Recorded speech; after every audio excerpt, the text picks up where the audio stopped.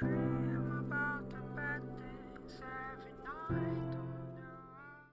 my darlings, I'm Angel and welcome back to my cozy little channel. So today we are going to be talking about a number of things. So I'm going to go ahead and do my reading wrap up for December, since I feel like what I'm currently reading I'll probably be done with it by December. And I don't see myself reading anything else. I also want to talk about games in this video, like maybe just overall gaming like stuff and just do goals for 2025 and things I just want to get into. So let's get started.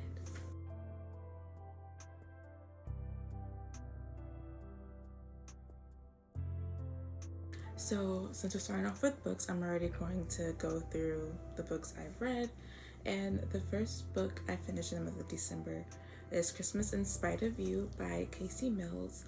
I finished it December 4th and I gave it a 3.75 star rating. I don't remember much about this story except for it was more dialogue heavy than like descriptive, I guess. It wasn't like a blend of the two, which was, I guess, different for me because a lot of the books I've read up until that point were a mixture of dialogue and description, you know, like verbiage, but this was mostly dialogue, and I feel like that's probably why I wasn't into it as much as I would have wanted to be. But it was like a Christmas story. It's Grumpy Sunshine, where, and I think Grumpy Sunshine Forest Proximity, if I like remember correctly. It's been a minute.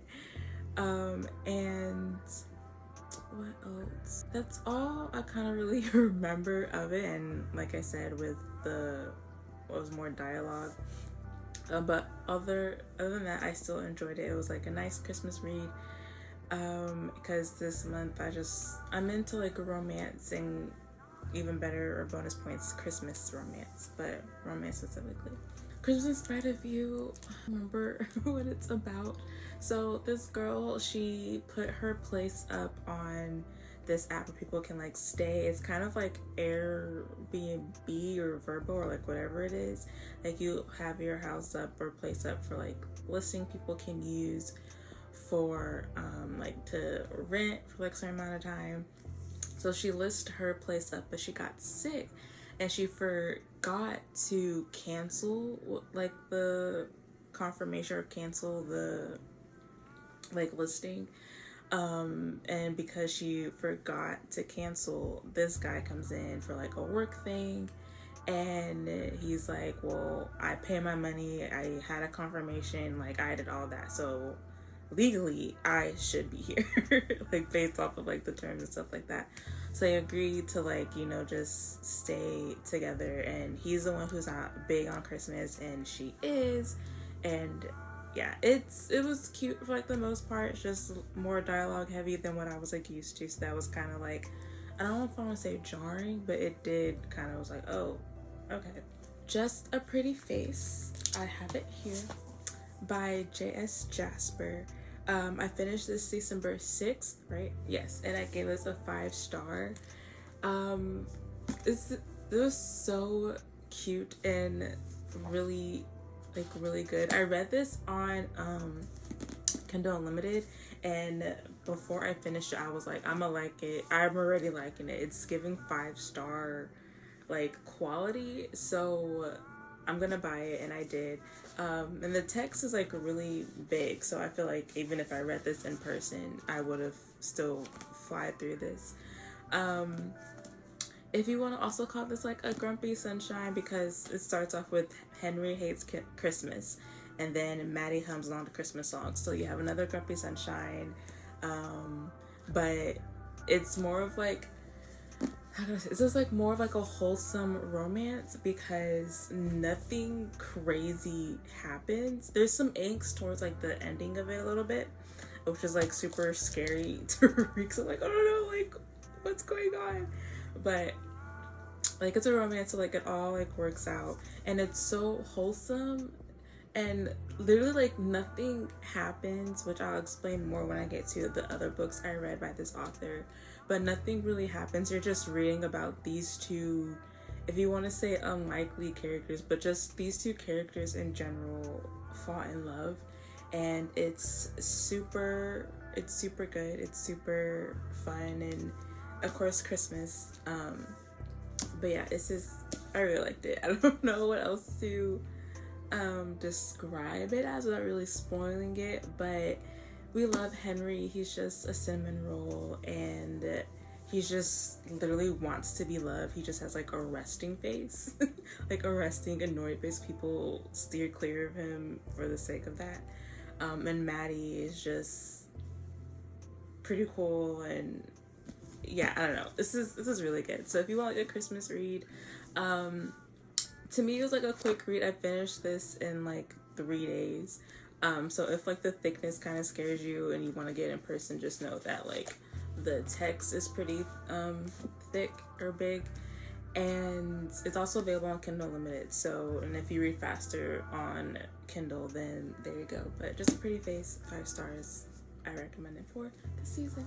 And then after, I read Legend in Baking, or A Legend in the Baking by Jamie Wesley. It's the second book in the Sugar Blitz series. So the first one followed Donovan and Jayla, and this one follows another owner of, is it a thing called Sugar Blitz? Of like the cupcakery, August, and the little sister of Donovan from the first one, Sloan. I gave this, did I say what I gave this? I gave this 4.25 stars, and I finished this December 12th. I love August. Like, he is like, he's one of like the quiet types, but like when he does say it on his mind, it like hits you in the chest because it's true and real, and probably wasn't something you wanted to hear right now, but you still had to hear it. And he doesn't like to be in front of, he doesn't like to be on like the center of attention. He likes to be in the background. He doesn't want to like bother nobody, but that all changes when he makes a comment on like masculinity and femininity, and him being an owner of like a cupcake shop, and he goes off on that, which goes viral, much to his dismay. And that's where Sloan comes in. She's a social media like management person, and she needs a job, and the job that she wants says, we need you on like a more current project that you're on the lead on. So in order to, it's honestly kind of like two birds with one stone, to get a control of August's newfound fame, and for her to work on like a topic that's like up and trendy and stuff like that. She helps him out as well as the cupcake shop, because she's trying to see how to use his current popularity to up the sales in their cupcake shop. And it's super fun. It's like another like quick read.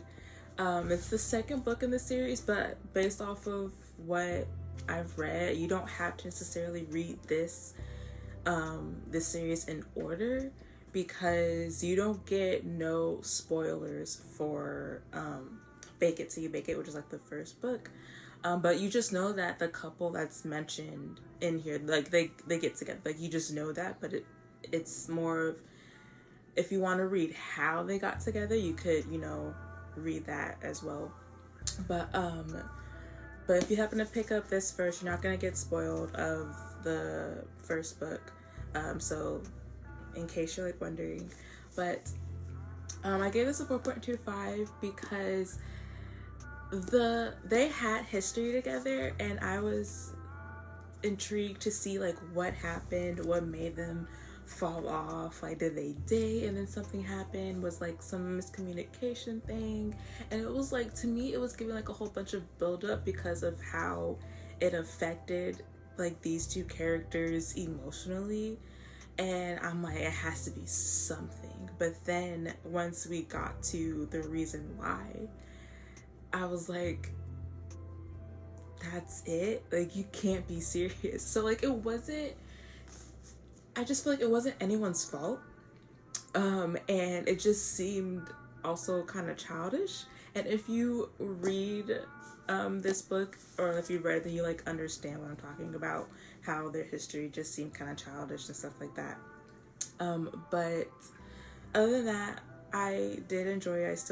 I would still want to read the third one, because the third one, I feel like whenever it comes out, I know I'm speculating, but it will be about the third owner of the cupcake shop, and his name is Nick, and he is like, out of the trio, the playboy, you know, there's always one in like a group of friends. He's like the player. He like has a different person like every so often. He's not the type to settle down. So I'm just curious to see who he happens to settle down with and see him fall in love, because it's just, I don't know, I'm just excited for his story whenever that comes out. But Legend of Bacon is still a good and fun read. You're welcome to read this first, since it's giving interconnected standalones that happens, I don't want to say in the same, like this happens at the same time the first book happens, but it's kind of right after, in a sense, but you're seeing it in a different character's like perspective and stuff like that.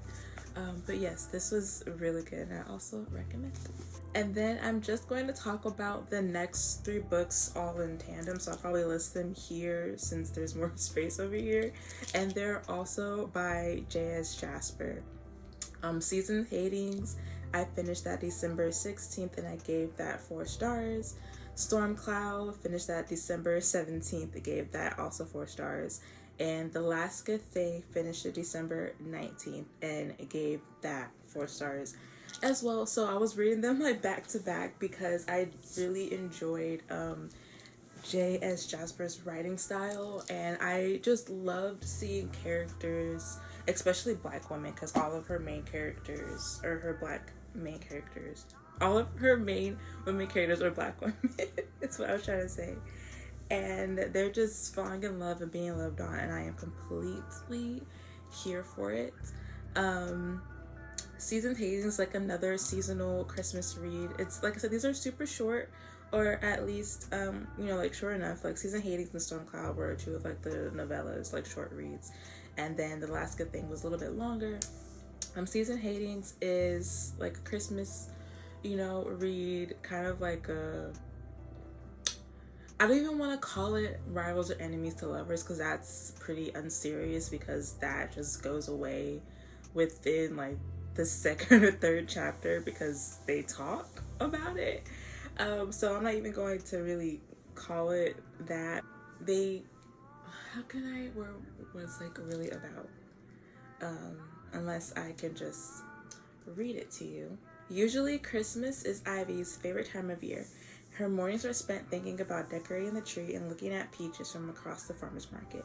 She never actually spoke to him because he's deviously handsome, and she only feels mysterious from 50 meters away. So it seems too good to be true when she spots him at a bar the day she needs to distress the most. Because this year she has to help build a nativity with a 6-year-old who is trying to ruin her life, Ivy isn't proud that her nemesis is a primary school child who won't stop being mean to her son. But her nemesis is a primary school child all the same.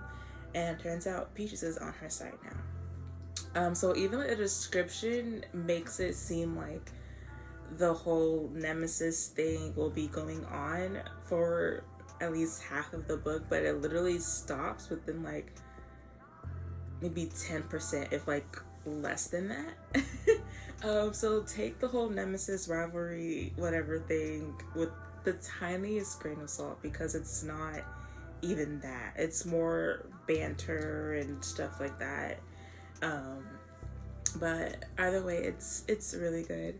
And then Storm Cloud is another Grumpy Sunshine, but it's reverse. So the main girl is the grumpy, like it's like the grump, and the main boy in the story is like the sunshine. And that was also cute, like a different, you know, take on the Grumpy Sunshine, but like in reverse. So I thought that was like super cool. And this also, it starts off during like winter Christmas time, but then it's over the course of like a year kind of, or like at least 6 months to a year. So you kind of see like a year of these two characters hanging out and getting to know each other and like falling with each other. And both Seasons Hating Stormcloud as well as The Last Good Thing is told in through the girl's POV, but with Seasons Hating, I think the last chapter or like the epilogue is told in his POV. So if you want to call it dual POV because of that, you can. But Stormcloud and Last Good Thing only has the girl's POV. But yeah, Stormcloud was like a wholesome read. Nothing crazy happened. Like there's no angst. You're literally just reading about the characters falling in love, which if you're into fantasy, like epic fantasy like I am, and you just want like a lowest of stakes romance, because you read romance as well, I would say pick up anything by J.S. Jasper, because it's literally just about characters falling in love. And then The Last Good Thing is her black love romance story.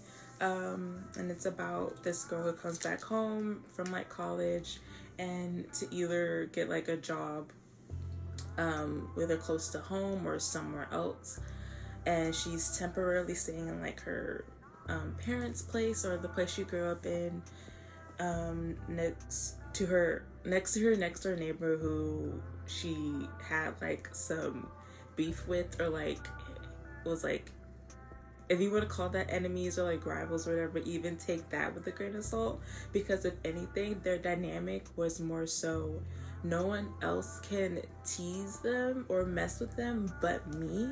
So they were really like, I want to say like down for each other, if not in like the romantic sense, then at least like back then in the friendship sense kind of thing. But it's also low stakes, pretty wholesome. Yeah, I I really enjoy them for like the most part.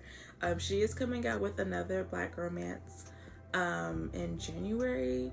I'll put up the title cover of it here, but I'm also excited to read that, and it'll be available on Kindle Unlimited, so I'll just download that to my library. Hopefully I have space to do so. And I am currently reading Isabel and the Rogue by Liana de la Rosa, and it's a historical romance. It's the second book in the Luna Sisters, because, and I feel like they're also interconnected standalone series, because when I read the about of Ava Marie and like her story, I'm like, I don't know if I'm really feeling that, but I did like the description of Isabel and the Rogue. It's giving 4-star vibes right now, and maybe in like January when I come and talk about like more books and stuff, I'll mention like this book as well. But I feel like it'll be like the last book I read in like December, since I'm still like reading it. I'm just taking my time, plus with the holiday season. Yeah, in case I didn't mention it before, I'm currently recording this on New Year's Eve. I'm kidding. I'm so kidding. Christmas Eve, I meant to say. So Merry Christmas, Happy Holidays for those who celebrate. Also Happy New Year, in case I probably won't record anything else until the New Year. But yes, in case I forget to say, I don't say it like any like bit later, but Merry Christmas, Happy Holidays, and Happy New Year as well. But yes, that's what I'm currently reading, and I really enjoy it for like the most part. Sometimes when I'm reading it, it feels like I should know some things. Like it feels like I should like already know a couple of things, but other than that, I feel like I don't know what I'm being spoiled on. Like I know Ava Marie and like her guy, I think his name is Gideon, get together. I just don't know how they got together. But still, like I feel like it should be fine. My goals for reading next year, I may up my reading goal to maybe 20 or 30 books, we'll see. And I want to delve more into audiobooks, because I could probably get more reading done that way, and just another format of enjoying like the hobby of mine. I've recently watched a video of audiobook recs that are really good and have a full cast, and I have them saved, so I would try to check those out. Plus I have Spotify Premium and they have books on there, so I'll probably check that out as well, see what Spotify is looking at. And then also I want to read an epic fantasy series that has like 5+ books, and I could just take my time throughout the year to read it.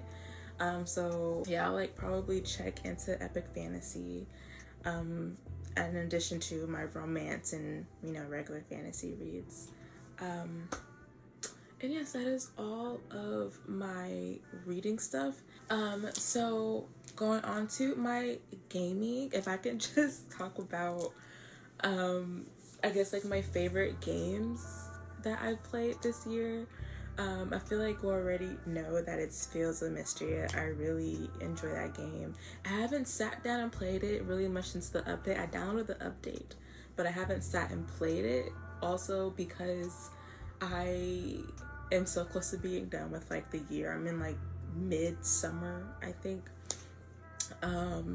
And I only have like 2 seasons left to play, and I'm like, I love this game so much. I need more content. I need another year in this game. So yeah, Fields of Mystery is like probably my favorite game on Switch.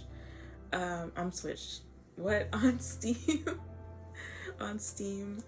And then favorite game on Xbox and Steam as well, I'm going to say Baldur's Gate, because I mean, I just really like it, and I'm playing with like my fluff, so that's pretty fun. My favorite game on Switch, I'm going to say, solely because I played it recently, I'm going to say Smushi Come Home, because of how cute and explorative that is. In case you missed a gameplay of me playing the game, I'll link it down below. But it was like super fun and super cozy, and yeah. Any gaming goals? Honestly, just play more games. There's a lot of games that I am interested in playing next year that I've like heard about. I feel like I made a list and I can't find that list right now, but I know one of them is Wanderstop. And there's also a game called Flowtopia, I don't think is out yet.